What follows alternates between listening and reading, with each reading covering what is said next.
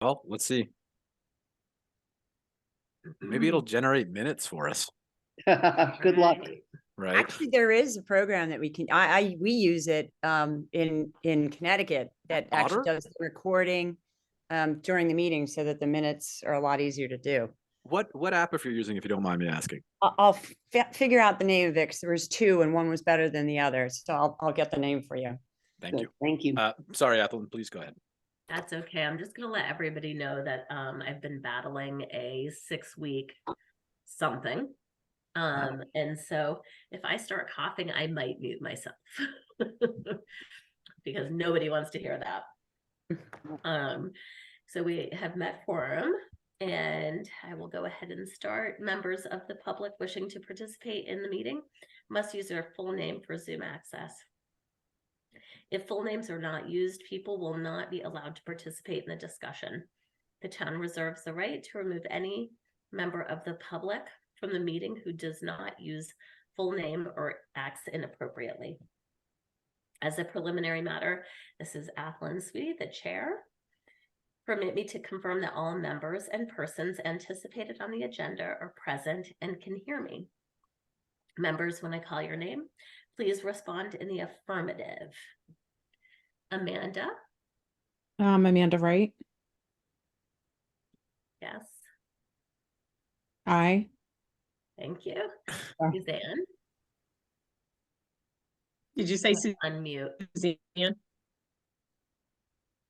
One more time. Aye. Good enough. Veronica? Veronica here. Yes, here. Sue? Sue Minton here. And Tara? Tara Steery here. Staff, when I call your name, please respond in the affirmative. Jericho? Jericho Mealy in attendance. And just for sake of saying so, Tamika is not going to be here today. Anticipated speakers on the agenda, please respond in the affirmative. Brooke Moore? I am present and happy to be here. And Meg? Hi, guys. Welcome to you both. I just have to say a little side note, Brooke, this is likely my last time leading the meeting, so it feels particularly awesome that you're here.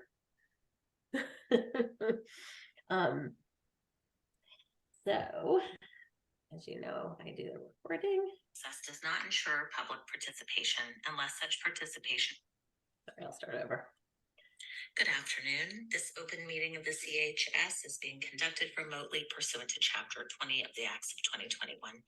Ensuring public access does not ensure public participation unless such participation is required by law. This meeting will not feature public comment. For this meeting, the CHS is convening by video conference via Zoom app as posted on the town's website, identifying how the public may join. Please note that this meeting is being recorded and that all attendees are participating by video conference.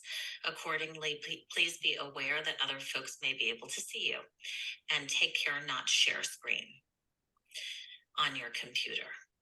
Anything that you broadcast may be captured by the recording. All supporting materials that have been provided members of this body are available on the town's website unless otherwise noted.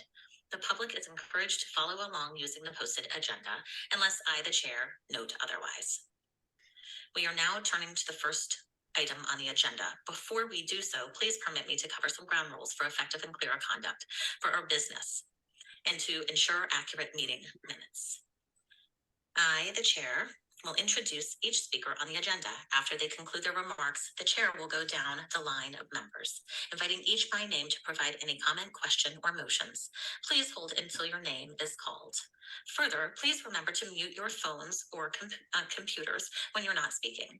Please remember to speak clearly and in a way that helps generate accurate minutes. For any response, please wait until the floor to you and state your name before speaking.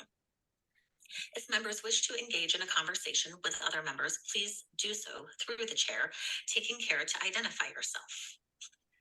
After members have spoken, the chair will afford public comment to those members of the public that have joined via the Zoom meeting. Members of the public who wish to speak must state their names and be acknowledged by and speaking through the chair. Finally, each vote is taken in the meeting will be conducted by a roll call vote. Madam Chair. Very briefly, Kelly has joined as well. Oh, hey Kelly. Do you just want to confirm you were here? So we did Oh, roll call the attendance already. So Kelly, You just need I or present. very good. Welcome. Thank you. Okay, so moving along on the agenda, the first thing we have is approval of the agenda. Would anybody like to make a motion to approve the agenda? So moved. Sue, thank you. And Second. 1 second, Veronica, second. Thank you. And by roll call vote, Tara, Aye. Suzanne, Aye. Sue. So Aye. you already said it. Kelly, I. Amanda, Aye. Veronica. Aye. We are going to need to table the approval of the minutes. Tamika is out. She had some things going on that kept her from being able to do them. So she's going to look at the recording, do these minutes, and do the minutes for the last meeting. So that will be taken care of at the next meeting. And I'd like to introduce both Brooke and Meg from the Nantucket Resource Partnership. And you guys are going to be presenting today. Who would like to start? Okay, Brooke, you've got the floor. Okay, if I could, am I able to screen share? You should be as of now. Okay, let's see. Sorry, I've gotten used to Google Meet and now I'm back to Zoom and I forget how to do it. Let's see. I just need to. Excuse me. Oh, goodness. What did I do with it? Is it that Bear third with- tab? No, just bear with me 1 second. I think I closed it accidentally. Hold on. I'm going to stop sharing. You don't have to see me struggling to find it. There we go. Okay. Now let's see if I can make it work.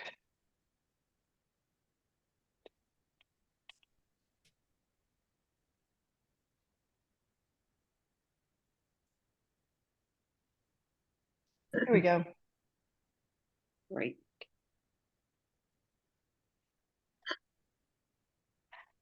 Turn it into a slideshow.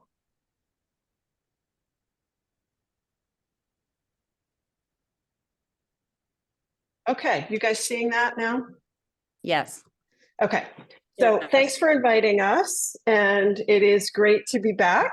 Been a while, but you guys know how committed I am to the work of the Council for Human Services, so I'm glad to be here as a presenter today. So Meg Browers and I represent Nantucket Resource Partnership. We were formed really to answer some of these questions. You know, Nantucket's an amazing place, yet people struggle here. And we need a strong and vibrant population to make the entire Nantucket experience successful for everyone across the spectrum, from our summer visitors to our year-round residents. And our workforce is critical to all of our experience. And there are plenty of organizations and programs that are helping people, but people are still slipping through the cracks and access to services can be challenging. And so Nantucket Resource Partnership was founded as a nonprofit, and our mission is to create a truly food secure Nantucket by fostering collaboration between island organizations and creating an efficient and sustainable food security system.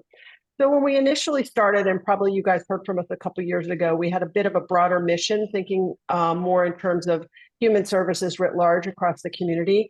And what we learned in our first 2 years is it's pretty complex and hard to solve when you try to do it all at once. And so we've really honed in now in our 3rd year of operations on food security as our primary focus. And what that will allow us to do is do our systems change and development work in a way that can be later applied to other areas of service in the community. And so really focusing and honing in on food security is really part of the eventual process of a bigger picture. But it also allows us to have a more cohesive and honed in message for the community as to what our purpose is. And it's easier to understand when we talk about food security and focus on that. So NRP's mission is to create a food secure Nantucket, our vision, and our mission is to foster collaboration, as I said before, between island organizations to create this integrated system. And our action-oriented items are to raise awareness about food insecurity on Nantucket. It's remarkable to me. Well, no, it's not remarkable to me. It makes sense to me in the same way that I've been working on housing issues for years, that the awareness of the problem is often not there.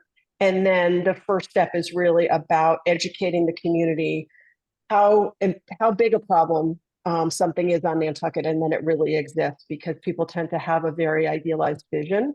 And I was actually at the Mass Municipal Association conference, and I was talking about the diversity of our community to some folks up there who were shocked to hear that we weren't what we thought they thought we are back in Western Massachusetts and other parts of the country. So really education is a big part of our mission. And then we also conduct research and analyze data. And the purpose there is to identify gaps in service and then really help make strategic decision-making around what solutions will be the most effective and really help solve the problem, and also to be able to track our progress over time. And then we also develop and implement innovative technologies to connect people to needed services. And we'll be talking a little bit more about that. And then in the long run, securing enough resources to actually build a system that works is an important part of our mission. And those resources can include funding, but also technology, grants, partnerships, everything. So resources is intended as a pretty broad terminology to include a lot of things that we can bring to bear to address food insecurity in Nantucket. So NRP's first big initiative in the last 2 years was building the Food First platform. And it is literally a technological platform where folks who meet people in need or find that they're food insecure through the community school, through all the human service nonprofits, through the Boys and Girls Club. We have partnerships, and you'll see a list of them later, of organizations that are able to access the Food First platform. And they sit with their client and they fill out what is a really simple 6-question questionnaire. And those questions were specifically designed knowing in mind what services are available in Nantucket and what information about someone would help us screen to identify what's the best program to offer them. And then using those criteria answered by those questions, the platform then populates with a list of programs with descriptions, and the service provider then says to the client, which of these are of interest to you? The client has the choice which ones they want to be referred to, and then the platform sends an email to the different organizations and programs who then follow up. And that email includes really important information such as the client's language preference, their communication method preference, email, text message, WhatsApp, and the time of day that they like that they're available for communication, so that when the food program reaches out to enroll them or to screen them for enrollment, they're reaching out at a time, in a language, and in a way that works for that client. So it minimizes telephone tag and allows the provider to get an interpreter on the line if they need one before they reach out to the client. So it's really helped in terms of making this enrollment as seamless as possible for the ultimate client. And so that's how the Food First platform works today. And you can see here a list of all of the partner organizations that have logins to the Food First tool and are able to make referrals with people that they meet in their day-to-day work. And then On the other side of the equation, we have the food program partners to whom clients are referred. And we try to connect everybody with any food program that's available on Nantucket. So the primary ones that are accepting referrals now are NIFRA for the food pantry, and actually we need to update this slide because the food pantry now is running the Fresh Connect program, and then Nourishing Nantucket, which is the food box program for PIP and Anchor. But we also do referrals to Meals on Wheels for elders, and Our House for Teens, etc. So, and WIC for families with young children. So, the Food First platform, this is updated as of yesterday. In the last 30 days, had served 247 customers, making 731 referrals. So that means that some people, what that indicates is that some people are referred to more than one program. But the 247 customers is 247 individuals who represent often an entire family. So the actual number of people being connected to services is much larger than that 247 number, ultimately, when they're connected to a food program. So as you can see on the referral outcomes part of this slide, that the vast majority of folks have been helped. And by helped, that means when the food program reaches out and enrolls someone who's been referred to them, they go back into the Food First platform and they indicate whether or not the person has been helped, or no contact means they were not able to make a connection, or they didn't qualify or were not helped for some reason. And then you can see also we have a new feature, which is that some programs have wait lists, and so people's names can be added to a wait list for a program that has limited availability, and so someone can be lined up for the next available slot in a program. So, and you can see some of the things we screen for. We found that a lot of people don't participate in food security programs because they don't know what's available.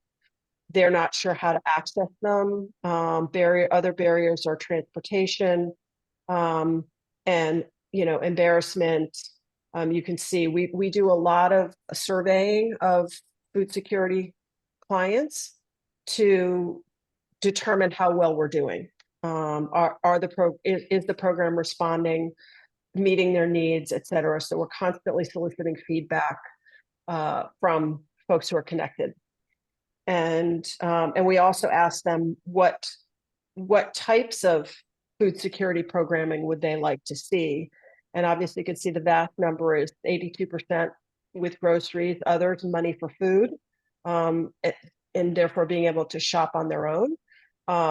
Prepared meals, hot and cold, congregate or group meals. So that would be like salt marsh dinners, salt marsh lunches, et cetera. So now NRP brought a program called Fresh Connect to Nantucket. It was initially funded by the food insecurity grant that came through the Community Foundation from the state. That was the $1.8 million post-COVID food security. Food insecurity was called grant. And we brought this program to Nantucket, and what it is was it's a debit card program where a value is loaded on the card every month. And the threshold right now is $100 per family member, up to $500 per family per month. And the card is connected to retailer inventory systems. And so it knows when the customer checks out what items qualify for the card, which is fresh fruit and produce. And so the experience of the card holder is they go to checkout, they put their items on the belt, they go through, they present their Fresh Connect card. It pays for all the qualifying fresh fruit and produce, and then they submit a different form of payment for everything else. So it's a super dignified way for folks to shop. And they are choosing foods that are appealing culturally. And I think all the time about my grandchildren and what they will and won't eat, and what fruits and vegetables they like and don't like. So it gives families a lot of choice. In that regard, as to what they buy, but also when they go. So if they have to shop at 11 o'clock at night because of their work schedule, or 5 o'clock in the morning, they're not being constrained by a program availability time. They're shopping when they're able.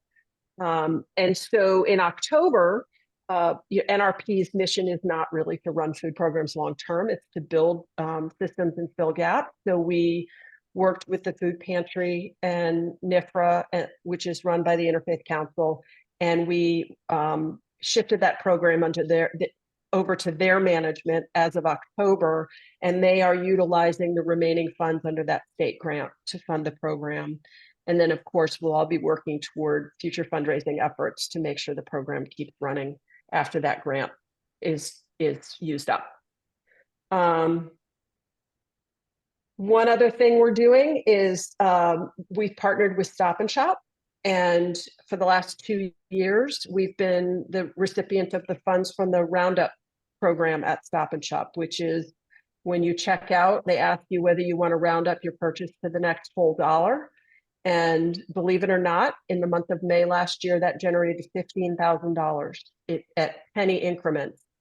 Oh my God. And so we've just put in a proposal again to Stop and Shop to have NRP be the beneficiary of that program again in May. And I'm confident with a more substantial outreach and marketing effort that we can really increase that number for this year as well. And we're asking Stop and Shop to split those proceeds directly toward Fresh Connect, and with some coming to NRP for our systems work, which is critical to building the system that's going to solve the problem as a whole, of which Fresh Connect is part.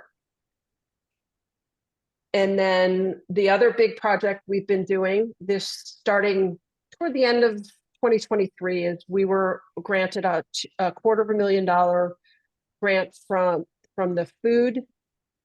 It's called a Food Security Infrastructure Grant. And I always get the word jumbled up because we around here just call it FSIG to keep it simple. But what that is, we are going to be developing what we call a scorecard, which is really an evaluation tool for how we're doing in the community in addressing the food security needs of the entire community. So our research partner, Process First, is engaging in the work, working with food security partners, doing direct surveys of the community. And really what we're doing is we're assessing what we have, what we need, what's missing. And that information will help inform strategic decisions on where we invest in developing new programs, perhaps building physical infrastructure like kitchens to process expiring food or other things, so that we're really making thoughtful and strategic decisions to help the most people the most efficient way possible and make sure everyone is fed adequately in our community. And that project is due to be completed in June of 2024. So we're hoping we'll be putting out some information on the results of that project as well. So that's kind of where we're at. And obviously spread the word, tell us, everybody, and do your roundup. And that's where NRP is at the moment. Any questions? Great. Good. I can see everybody. Tara. I have a couple of questions. One is a comment actually about the roundup too, by the way. My husband actually asked me, how is it that you go to the grocery store and you always end up with it ending in 00? I'm like, roundup. Is there any possibility of having roundup be in the busiest months of the year, in July or August? I mean, I could see that like doubling the numbers if you were able to do it. So our first year, they gave us a couple of different months, but they completely retooled this program. They Stop and Shop about a year and a half ago, restructured their whole charitable giving program. What they were finding is that there was donor fatigue, and the number of people participating in Roundup was declining because it was available all the time. So what they do now, they're doing more targeted quarterly programming. And interestingly, NRP and Nantucket is the only community in the Stop and Shop system where they call this in May, they call it their Food for Friends program. Mhm. And it goes into their charitable giving for food programs Okay, generically around all of their service areas. We are the only community where the donations that come in from our community are given directly to a local organization working on food security. So this relationship we have with Stop and Shop is unique. And actually, Kelly was instrumental in developing this relationship when he was at the food pantry and in his other work. So we're all in this together. that's But great. yeah, we would love to have July or August. It's not in the cards. So A couple other quick questions. One, the Food First Tech platform, is that something that was developed by NRP, or did you have to in-license it, or how did that work? So we paid for the development of the platform. It's proprietary. It's unique. Okay. It was built just for Nantucket. And what we have found is that a lot of communities are really interested in what we're doing in the digital infrastructure space Yeah. because it doesn't exist out there. Yeah. And we also know that this scorecard project is also, it's sort of a first time thing. There's a lot of information like on the Department of Agriculture website on what a scorecard might include, but there isn't one anywhere that's been built. So, and it's really, it's a complex research question. So there's been a lot of interest expressed from other communities in taking this technology and this research methodology elsewhere. We do have an arrangement with Process First where they actually own the platform and we have access to it. Okay. So because we're not a tech company and we really didn't want to be responsible for that. And there's also a lot of privacy issues around a platform like that we're not, we as an organization aren't. So it's a licensing agreement with them. Okay. So- And then another question, sorry if I'm taking all the oxygen here, but in terms of when people said the 60% of people said they weren't sure about what was available, what number or percent of the community do you think that we're missing that, Yeah, I should have, we need to add those statistics to the presentation. We know that prior to school lunch going to free for all, the last statistic was 45% of our student population qualified for free lunch. Okay. Based on an income threshold that's established at a level that doesn't account for the cost of living on Nantucket. So it's a really high number among our school kids. We estimate that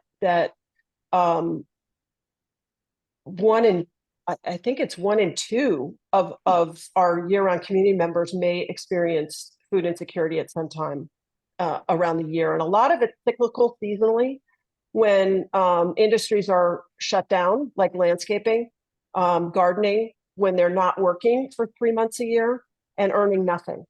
Okay. And so there's a real cycle to food insecurity on Nantucket. There used to be more of a cycle that way, but it's now the food pantry is seeing high numbers all the time. The other thing that happens is when J1 visa students arrive, they have put all their money down on a place to live. They have 2 weeks before they're going to earn their first paycheck, and they have no way to buy food. And so they have found the food pantry and have been going the last number of years as well. So there's always a bump that time of year too. Okay, thank Could you. I just add something onto there too? And this is coming from, Hang on, I just want to make sure we go Okay. through the chair, just so we, Oh, sure. are you adding as a, I know you're kind of in both Yeah. camps. Are you adding? I'm adding as a colleague of Brooks. Okay, go ahead. I think the question you asked about I think it was a little bit about unmet need. And I think that's really where the emphasis for coordination can come up. because we still as a community can't give that number of the discrepancy between people who receive services and people who don't, who are food insecure. And it speaks to the amount of work that we still need to do. And I think unfortunately that when you start to do at least the napkin math, like there could be a pretty big gap, but we don't know yet. And I think that is all the more reason for the need and the work that NRP is doing and Brooke's leading. Great. Thank you, Kelly. Yeah. I did, Jericho, see you had a hand up. Did you take it down? I was going to ask about something related to the scorecard question. I was working with both NRP and Process First, and I was wondering if they were still anticipating doing some work in behavioral health, but I'm guessing that that's been backburnered to a degree. I know that I worked with with them about the behavioral health scorecard and like community comparison type metrics. Yeah, so we are not at NRP. We're focused on food security at the moment, but Process First is doing a lot of other work that I'm not sure all of the things that they're involved in at this point, but not through NRP on the behavioral health side at this point. But we may have those conversations, Jericho, may have been sort of earlier when our mission was a little bit broader. They were, and we were thinking bigger picture. Yeah. But the idea here is to build a systems change and data analytics model and digital tools that if we perfect them in the food security space, they can then be duplicated in other areas of service. And just so you know, I mean, we are in constant conversation with all the other programs and system parts of the system in human services, just because, for instance, the CSBH, I met with Rosemary, their director, last week, and we've made a commitment to stay in touch with each other because they're doing really sort of a similar thing in the behavioral health space, collaboration and system building, that we're doing in food security. And we want to make sure that we're working toward one another, not in ways that we'll end up too far apart if someday it makes sense to bring it all together. So again, just constant communication. Will you say that acronym in its full name? CSBH? Yeah, Community Services for Behavioral Health. Community Solutions. Solutions for Behavioral Health, sorry. That's okay. Yep. I just do it for the sake of the public, if they're listening, because we are acronym heavy. We are. Thank you. They may be making an appearance later during my update as well. Excuse me. Great.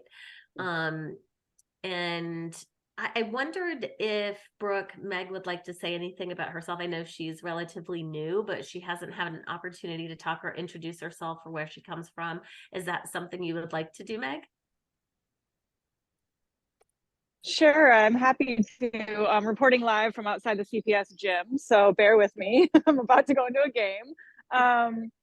Yeah, Meg Growers. I've been doing some work with Nantucket Resource Partnership over the last few months, and it's been wonderful. I've come from a background at the Community Foundation, and prior to that, about 5 years with Nantucket Land Council, doing communications and outreach and development. So it's been really fantastic to see the amount of change that can happen within the community in a short period of time with Resource Partnership. And I think, to sort of jump back to one of your questions, one of the things that I had thought was in regards to the question about identifying unmet need. One of the future goals of Food First is to, potentially in the future establish a wait list protocol, to establish self-referrals so that we can really get a gauge for people in the community who may not even know of this resource or these resources with our partner organizations, how to sign up for them, how to access just even the beginning steps. And I think that those tools will help us do that so that we can start to really get a big picture of how deep the need is here. But thank you for having me and having Brooke. And it was nice to see all of you. Thank you, Meg. Brooke? Yep. So one thing that I should add is a new thing that's happened in the last couple of weeks is we have all of these community enrollment partners, referral partners at human service organizations. But we had a request from an interesting place, which was the town's human resources department, for information about food security programs.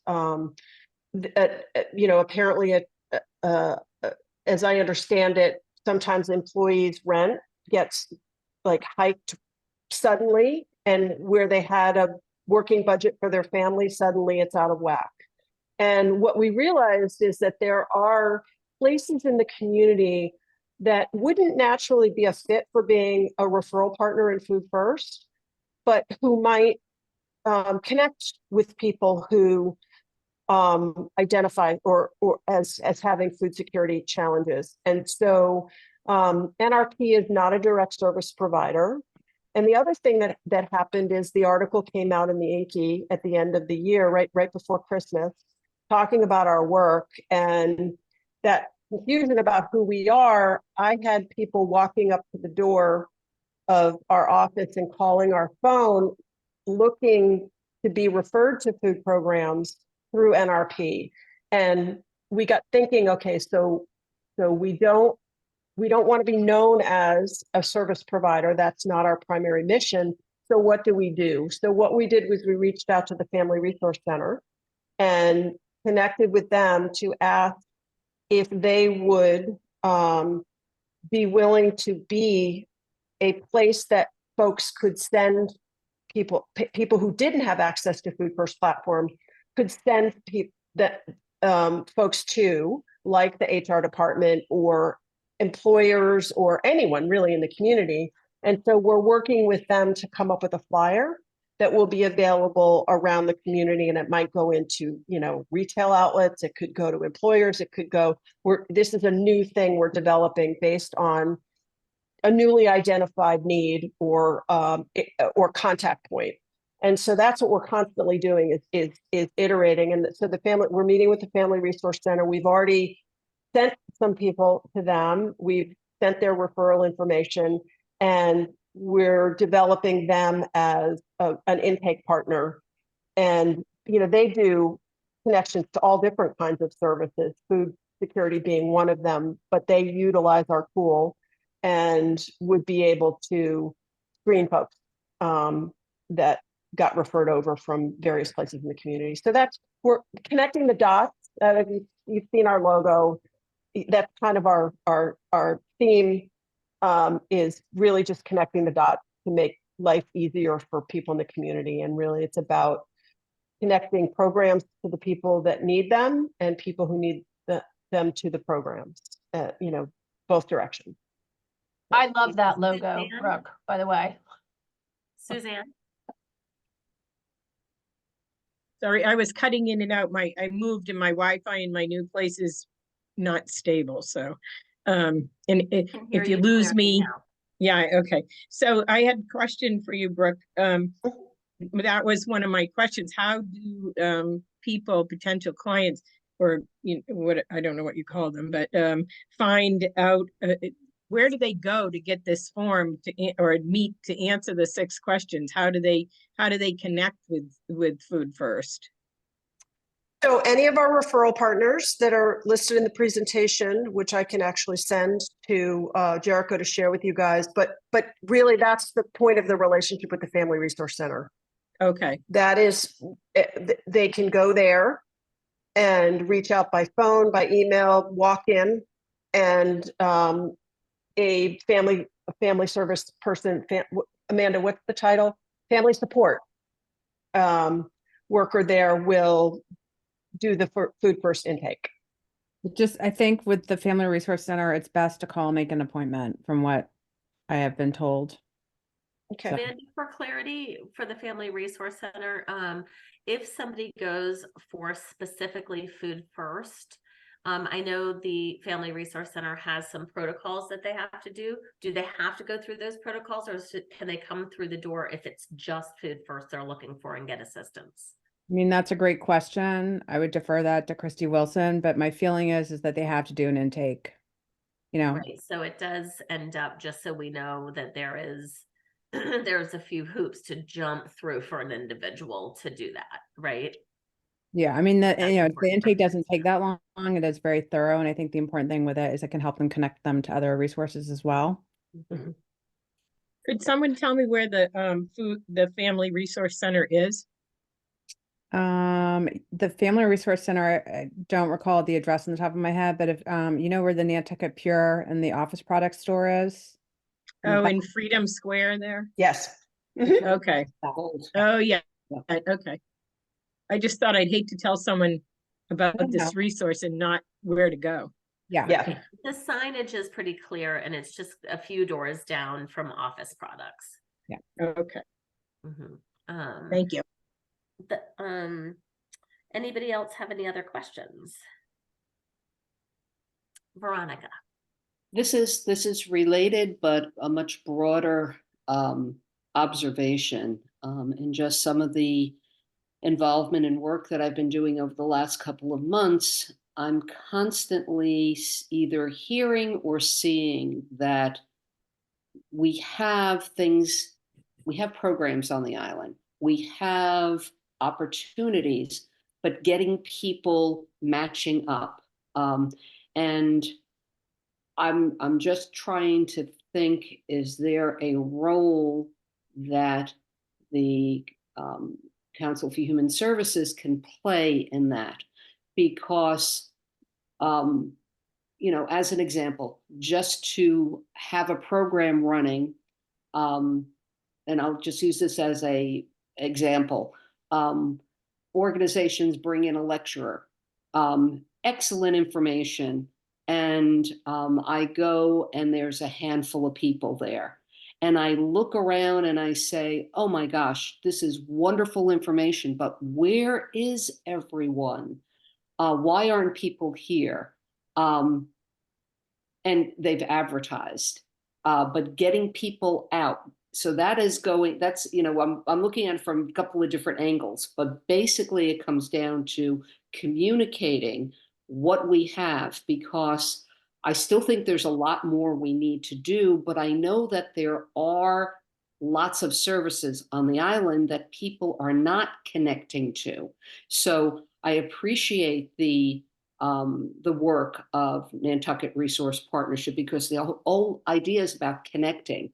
But I think it's a broader problem that we have. And is there something that we can be involved with to try to be that connection for the people to the services and the programs? And I don't have an answer right now, but it's just been gnawing away at me, because I know that there's people out there in need, whether it is physical, emotional, medical. We have so much need, but getting connected is a problem I see. Thank you, Veronica. Meg? Is your hand up? Hi. Yeah, thank you. Can you guys hear me okay? Yes. Okay, great. I can't address the whole system island-wide of all the different areas, but I think maybe one potential opportunity for better messaging and outreach to our community might be after we meet with Family Resource Center next week and get a really clear sense of how they'd like to see people referred to them. And like you mentioned, what any, not barriers, but additional steps that might need to be taken are.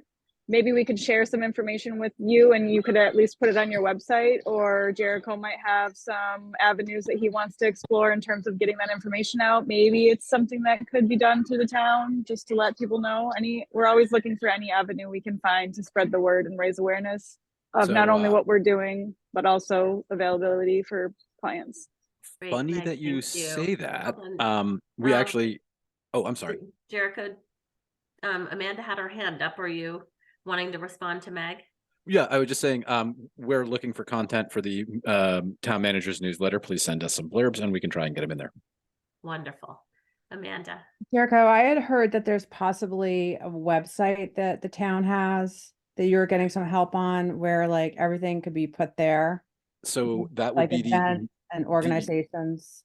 Oh yeah, so that would be the network of care site, which is the architecture. Then we're adding some branding on top of it, called actcares.net, because that just makes finding it a lot easier.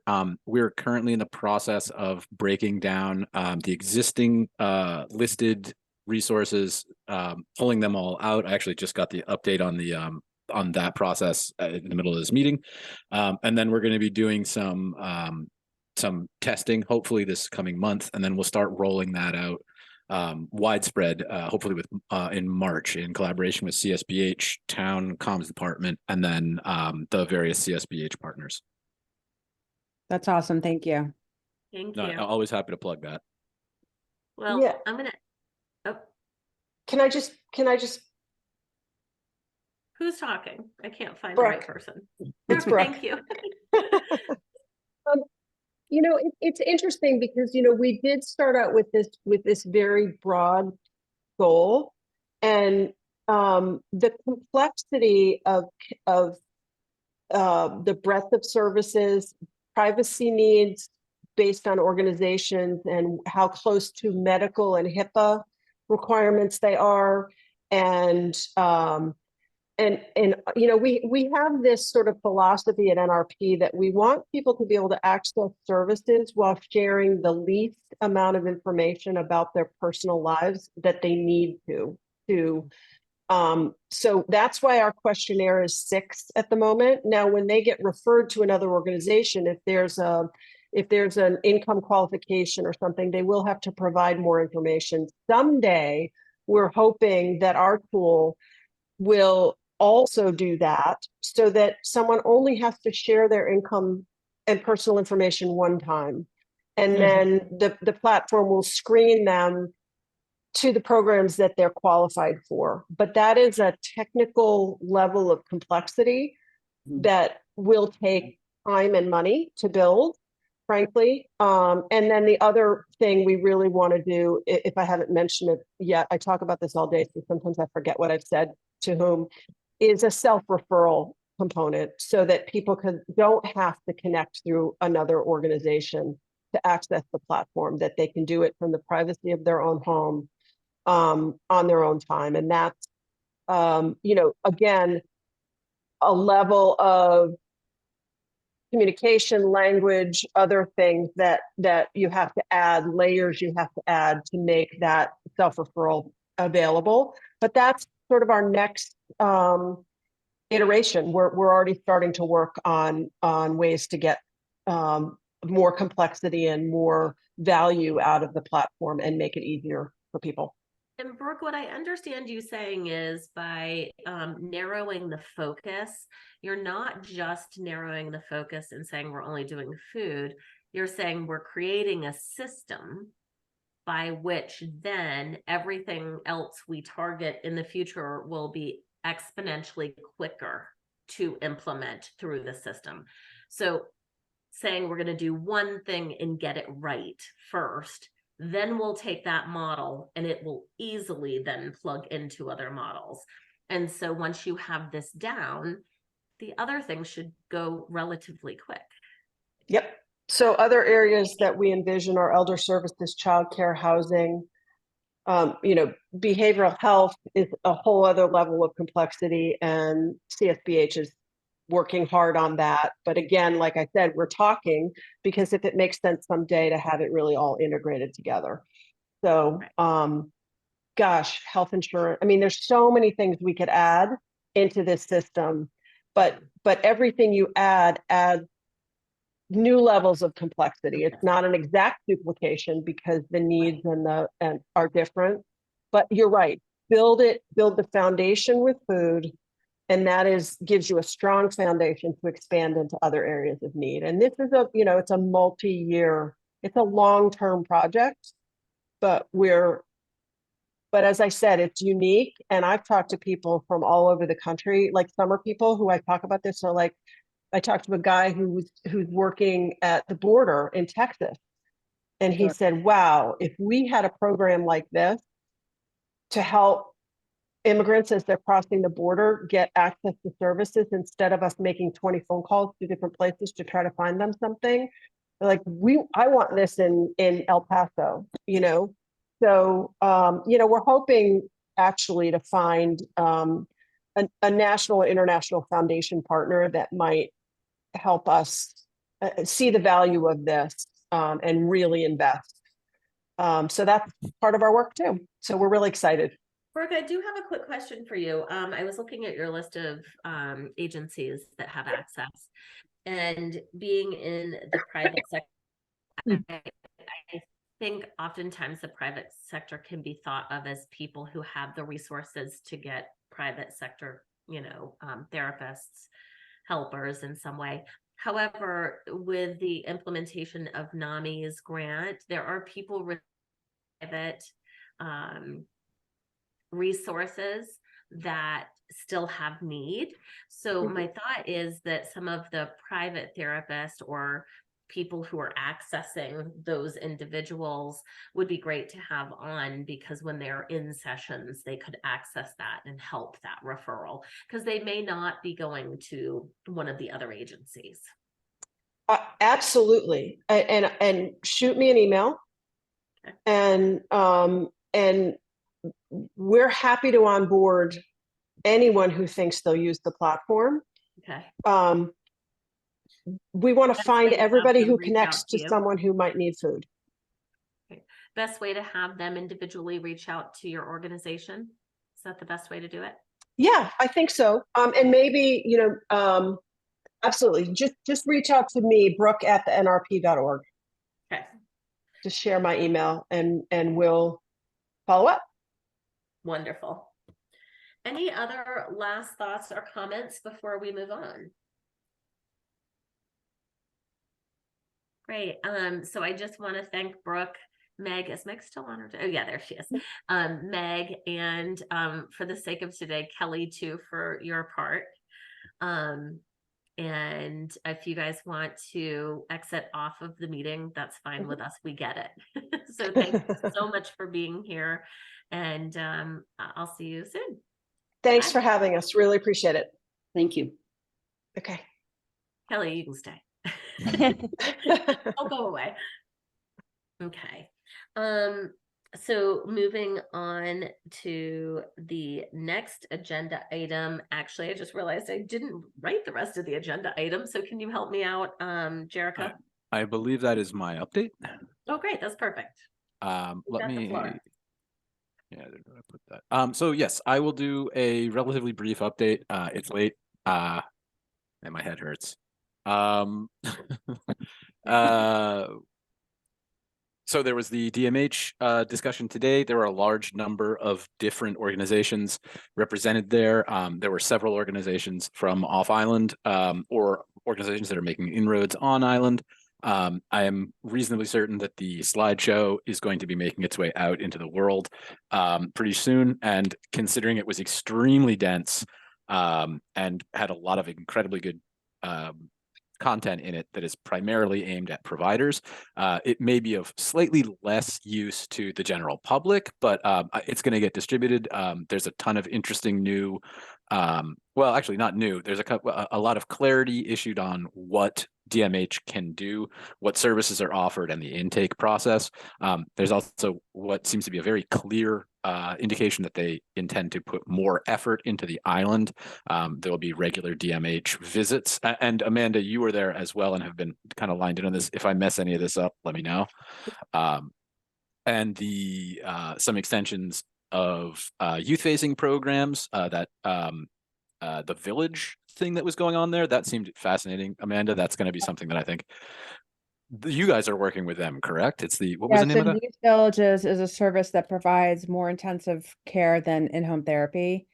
And we are partnered with them through DMH, and it's DMH covers it. So unlike in-home therapy, it's only Mass Health.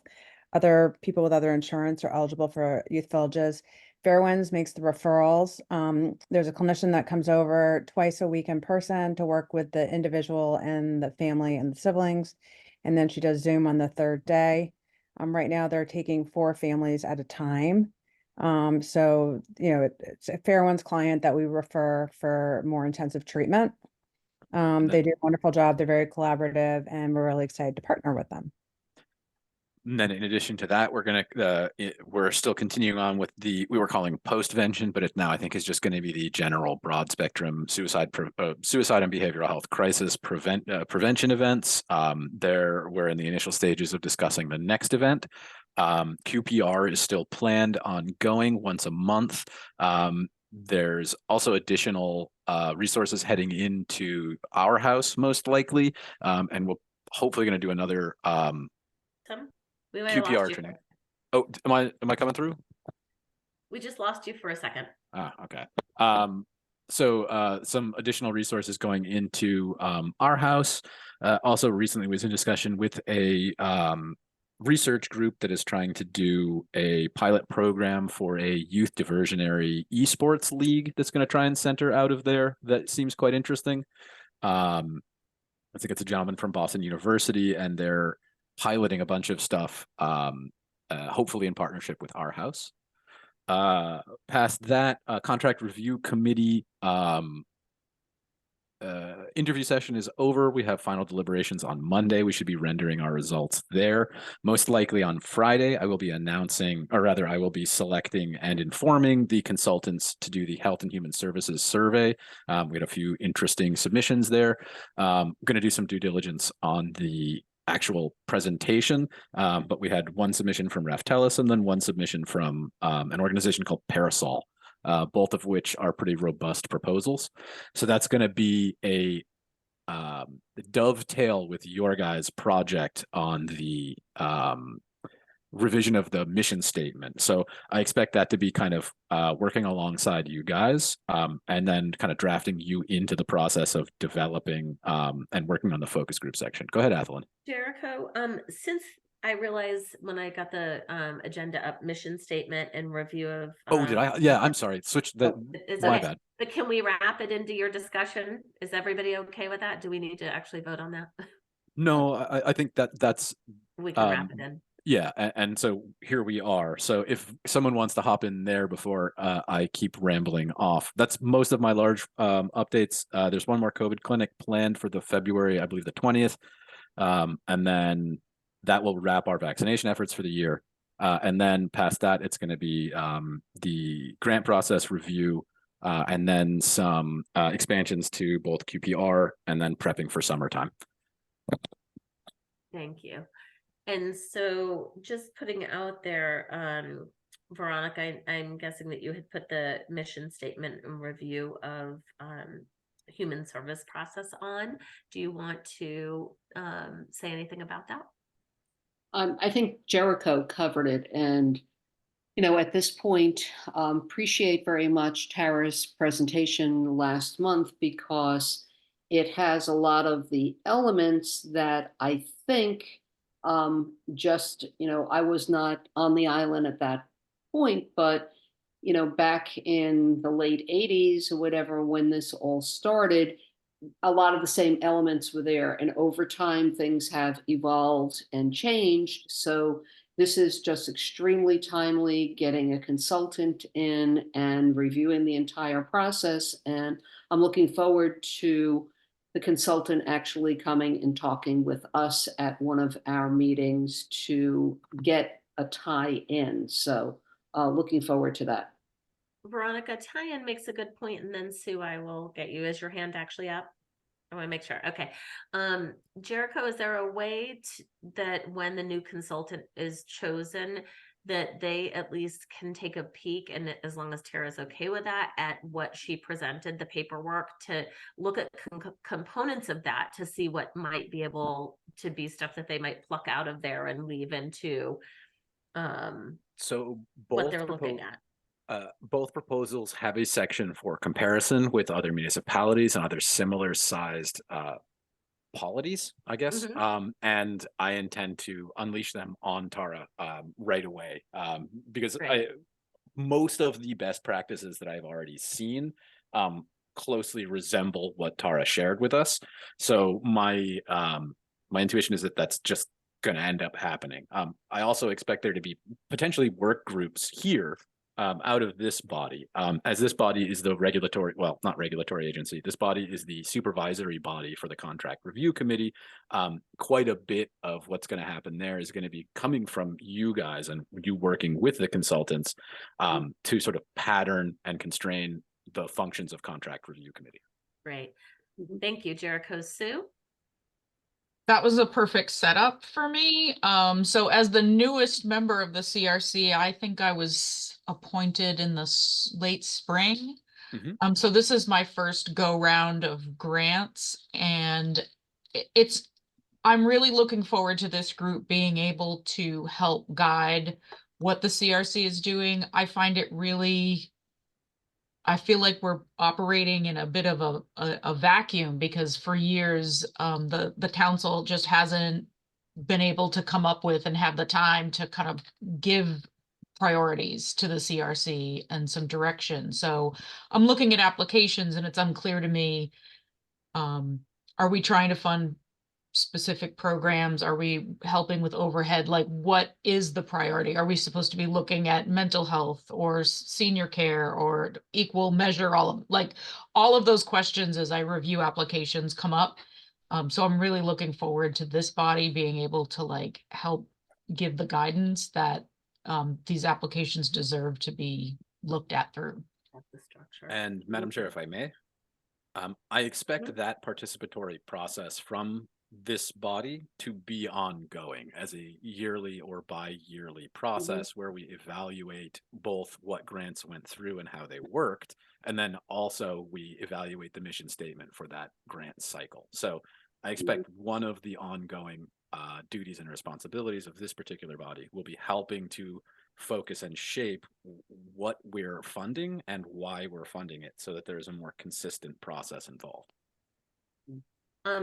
That's interesting, Jericho, because one of the things that just kind of popped into my head, and Tara, I don't know if this is how it ever works in Connecticut, but that some of the can change year to year based on the needs. I don't know if that's Cut something out there for just a second. Some of the, what? Needs? Oh, I cut out for a second. I was talking, responding to Jericho, but specifically targeted at you. The question that is there flexibility in the rubric sometimes depending on what the needs of the community are from year to year? Yes, there is. Okay, great, because I think that's going to be an important part to have available based on the needs assessment as we go along. Yep, Tara. Just one additional comment is that the Commissioner of Human Services in Greenwich is also willing to help. If Jericho, if you That would be fantastic. She's got decades and decades of experience. She's incredible. So. Yeah, I would be overjoyed at that. But the other thing is that how very high level, how I imagine it is going to go is that the CHS will partition the funds by purpose. So we will determine what set of money is allocated for what particular use, vary that from year to year, ideally using some evidence-based metrics to configure that. And then we would then do a assessment at the end of the year and see if we need to shuffle that around. So things like I intend to propose pre-allocating funding amounts so that there's a set number of grants at a set value per year. I intend to have special use grants for smaller amounts for startup organizations, that sort of thing, so that we can be giving feedback to the organizations through the system rather than through more direct intervention in their operations. Okay, Jericho, thank you. I think I'm going to table, if it's okay with you, Jericho, unless there's something you know specifically, new business, because we've gone over and I've had a couple of texts letting me know that people need to go. Veronica, did you have a new business item? Yes. Let's try to keep, is it a short thing? Because I know I've already had some people and I want to make sure we have a quorum to close out the meeting. Well, I think it's important because today is your last meeting, as I understand, as chair, and we are going to need a co-chair. So I'm reaching out again. Please send interest along. The next thing I wanted to talk about, since until we get another chair to work with me, establishing our next meetings for coming months. And we've gone between the second and third Thursday of the month, and I'd like to put a proposal out that we do the third Thursday of the month, if that works for everyone. And I'd also like to throw out what time is best for everyone. So if I can request right now we've been doing 4:30. Some people have asked me if we could move it a little bit earlier. If anyone has strong feelings, I would ask that you channel their thoughts through Jericho. But if I'm looking at my calendar, February 15th is the third Thursday, March 21st, April 18th, and May 16th. And the other just thing to add on to this is people have also asked if we could do hybrid meetings. If anyone is interested in that, I know that we can both Zoom and do hybrid. So, if there's an interest in that at the same time, let us know and do that through Jericho. Thank you, Veronica. All right. And does anybody have a motion to adjourn the meeting? Motion to adjourn. Thank you, Tara. Second, Amanda. We are adjourned. Oh, got a Thank roll call. But roll call. Oh, roll call. See, I had to do it for my last time, right? I've been so good. Okay, Suzanne. I agree. Kelly.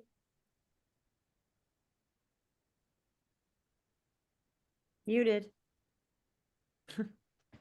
Sorry, I agree. Or I. Veronica. Aye. Amanda. Aye. Sue. I thank you, Athlon, for everything. Yeah, thank you. Yeah. Thank you, Athlon. Thank you. Tara. Tara, aye. Thank you, Athlon. And Sarah. Aye, and same. Thank you so much for all your efforts. Really appreciate it. Of course, thank you. Thank you, everybody. So and the meeting is adjourned. Feel better. Bye, everyone. Thank Yes, you. feel better. Good to see everybody. Bye. Bye.